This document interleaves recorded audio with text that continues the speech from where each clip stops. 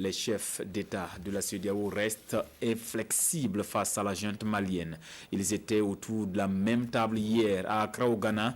La CEDEAO rejette en effet la charte de la transition proposée par le Comité national du salut du peuple malien et maintient ses sanctions contre le Mali. Ismaël Diloma Sirma de retour d'Accra, compte rendu.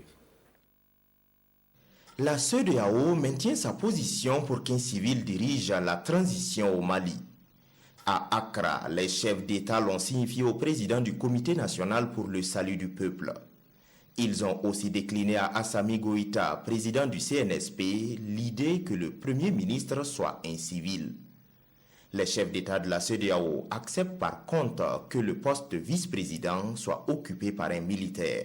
La vice-présidence n'a pas été vraiment une question de fond qui a été débattue, mais nous estimons que si effectivement au niveau du CNSP, la vice-présidence devrait être occupée par eux, ils pourraient l'occuper, mais uniquement pour les questions de défense et de sécurité. Deuxièmement, ce vice-président ne pourra pas remplacer le président en cas de vacances. Ça c'est clair et net à notre niveau.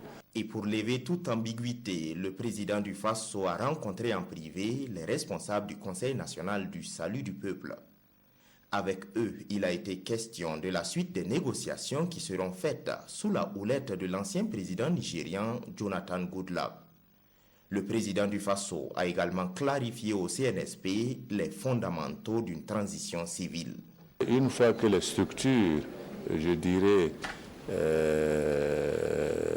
la transition sera mise en place, le président, le Premier ministre, le gouvernement, il va de soi que le Conseil national de salut du peuple sera dissous de fait, puisque ce sera la transition qui sera déjà mise en place dans les objectifs qui sont prévus sur la feuille de route. Quant aux questions liées aux sanctions de la CEDEAO à l'encontre du Mali, leur levée reste conditionnée.